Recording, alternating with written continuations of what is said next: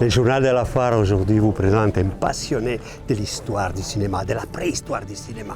Vous voulez rencontrer? Venez avec moi.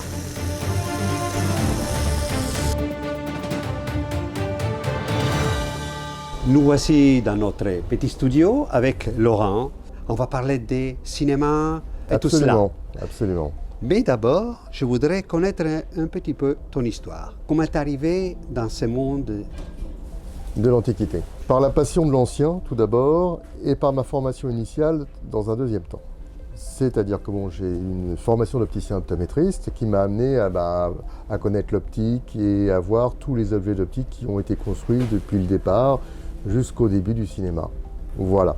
Et donc je me suis intéressé au pré-cinéma, je me suis intéressé à l'image mouvante à travers le phénékétiscope, à travers d'autres objets intéressants et que je présente d'ailleurs sur le stand à Château. Voilà. Donc, moi, je te parle des Marais, Reynaud, Lumière, et tant d'autres. Voilà. Tu côtoies tous les objets qui ont... Voilà, je côtoie les objets quand je peux les trouver, bien évidemment. Ouais. Mais effectivement, je suis à Château, je fais également la foire à Bièvre début juin, Oui. où il y a effectivement un choix assez conséquent. Et je vais souvent dans les musées comme la Cinémathèque française ou à Turin, où il y a effectivement un très beau musée. Ce que j'ai bien aimé, c'est... J'ai vu dans tes yeux, dans tes mots, une passion. C'est ça. La recherche toujours de l'objet, la recherche de l'histoire de l'objet et d'apprendre, et toujours et encore d'apprendre.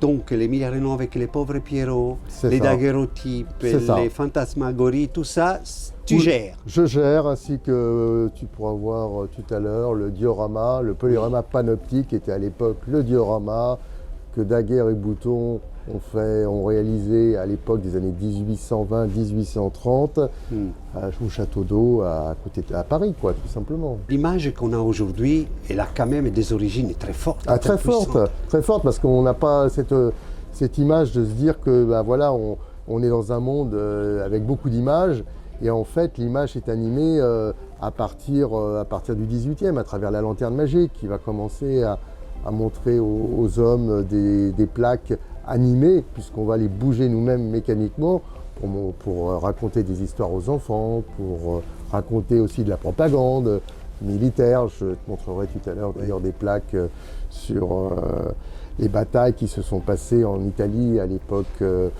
Napoléon III. C'est de l'histoire que tu peux nous montrer grâce à ces plaques, grâce à ce travail qui a été fait au préalable. Et c'est notre passé commun à nous tous, quoi, clairement. Donc c'est important de le transmettre. C'est un métier que je fais avec passion. C'est un métier de passeur, c'est-à-dire qu'aujourd'hui je suis là, d'autres auront les objets plus tard et même les passeront à d'autres générations. Donc c'est ça qui est intéressant aussi dans le métier. Donc tu n'as plus ta lanterne magique et les singes sur les dos pour voyager de village en village, tu viens à Château. Voilà, exactement. et Château, justement. Oui. Château, qu'est-ce que c'est Château pour toi, cette foire? Château, c'est une référence déjà comme foire internationale depuis plus de 100 ans quand même. Donc c'est monumental sur cette île des impressionnistes, sur cette île où s'est côtoyé les grands impressionnistes. L'impressionnisme est né aussi par le fait de l'apparition de la photo, puisqu'on est passé d'une image fixe représentative à une image imaginée, à une image transformée, à une image différente. Eh bien écoute, là, tu sais, je pense que les gens qui nous écoutent ont envie de les voir, ce que tu as sur ton stand. Tout à fait. On y va? On y va.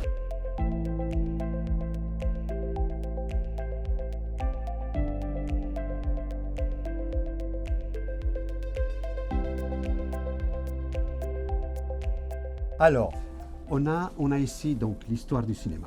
Exactement. Le début. Tu me parlais justement des plaques. Alors, je te parle de plusieurs objets. Le phénékétiscope, c'est un jouet qui date de 1820-1830. C'est un système plateau, c'est-à-dire qu'il y a différents manches. Il y a un manche classique que l'on tient. Soi-même, on fait tourner le disque. Et par l'intermédiaire de la persistance rétinienne, on va voir l'image bouger. Cet objet est une réplique, hein, c'est pas un original. Donc là, j'ai mis un disque d'époque. Oui. Ces disques d'époque, c'était lithographié et rehaussé couleur à la main. Donc là, nous on peut voir à travers les fissures voilà. les premières images en mouvement. Les premières images en mouvement, tout à fait. Donc on parlait également, si on fait un peu une rétrospective, de la lanterne magique. C'est effectivement, alors c'est une lanterne magique particulière, et donc c'est le modèle de chez Lapierre. Donc on faisait coulisser donc la plaque de la lanterne magique, et grâce à un système de bougies à l'intérieur, on pouvait projeter sur un mur l'image. Voilà. J'imagine l'impression qu'il peut avoir. Ah mais bien sûr, bien sûr. C'était Fin 18e, alors ils avaient des plaques avec des fantômes. Oui. Voilà, donc ils projetaient des fantômes. Ils rentraient chez eux terrorisés. Absolument, absolument, absolument. Là, on a un stéroscope qui s'appelle l'Educa, qui était effectivement un objet de formation dans les années 1920-1930. On pouvait effectivement montrer aux enfants les uns après les autres. Il y a eu aussi des systèmes de projection directement avec des appareils derrière qui permettaient de projeter également l'image. Dans celui-ci, il y a effectivement un certain nombre de plaques sur la France. Dans la boîte d'en dessous, j'ai pu effectivement collecter sur les colonies françaises de l'époque. Et elle est opérationnelle. Elle est totalement opérationnelle, exactement. Et il y a un objet, donc je vais revenir dans le temps, puisque là on est en 1920-1930. Je vais revenir sur le diorama de Daguerre. Oui, Avant de découvrir finalement la photographie, dans la période de restauration, on va montrer aux gens, dans le diorama de Daguerre et de Bouton, au Château d'Eau, à Paris, des transformations d'images. Voilà. Et dans cette période-là, ils avaient inventé ce qu'on appelle le polyorama panoptique, alors qui est un appareil à double ouverture pour le jour et pour la nuit. Voilà. On a effectivement une plaque qui représente une scène de bataille, enfin des bateaux sur voilà, et la partie nuit montre effectivement une scène de guerre. Voilà. Donc souvent, il y avait deux scènes différentes. Et du coup, on voyage, c'est comme les premiers films. Les premiers films. Donc en fait, les gens étaient là absolument émerveillés par une image. En plus, ils traversaient le monde à travers des images de la Suisse, de l'Autriche, de l'Allemagne, alors qu'ils ne pouvaient pas voyager directement sur place. Et on passait des fois d'une image, on va dire, d'un paysage à une image de guerre. Ben, c'est magnifique. Comme il y a aussi un très bel objet, qui est l'anamorphose. Voilà, inventé par Léonard de Vinci, donc c'est une restitution mathématique de l'image. L'impératrice Eugénie qui est représentée, qui est dessinée, que l'on peut voir sur la colonne. Là, voilà. on parle de 1870. Hein, oui, là on est, oui, c'est ça, 1870. Ce sont ce qu'on appelle les plaques anamorphoses Walter, tout simplement. Voilà. Bon, on quitte un petit peu ton monde.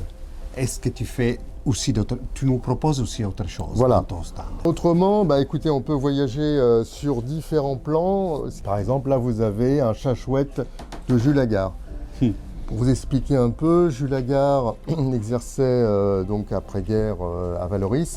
En 1946, Picasso monte à Vallauris et découvre son travail absolument merveilleux et dit « Dans un an, si vous l'acceptez, je reviens vous voir ». Et Picasso revient en 1947 et pendant 22 ans, c'est Jules Agard qui va sortir toutes les céramiques de Picasso. Sur chaque objet, on arrive à avoir toute une histoire, tout un parcours.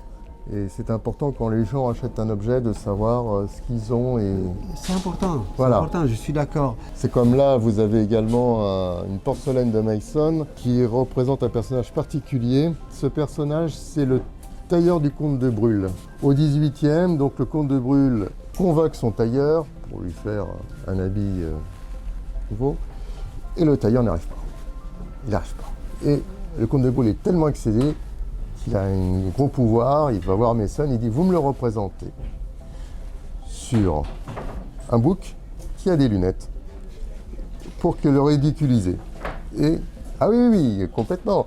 Et donc, quelle vengeance! Ah oui, c'est une vengeance terrible pour l'époque, parce qu'il faut quand même tout... Voilà, donc en fait, c'est le tailleur du comte de Brûle qui est sur sa chèvre. Ce qui pourrait expliquer... J'en apprends tous les jours. C'est ça qui est intéressant. C'est génial. Et on en apprend aussi par nos clients, par nos confrères, par tous ceux qui sont des amoureux de l'art. Voilà. Bon, je pense qu'on a fait un tout petit tour du monde. Et sur cela, je vous dis encore une chose. Abonnez-vous à la chaîne, likez la chaîne. On lui dit au revoir. Ah, absolument. Allez, ciao. Ciao. À la prochaine. À la prochaine.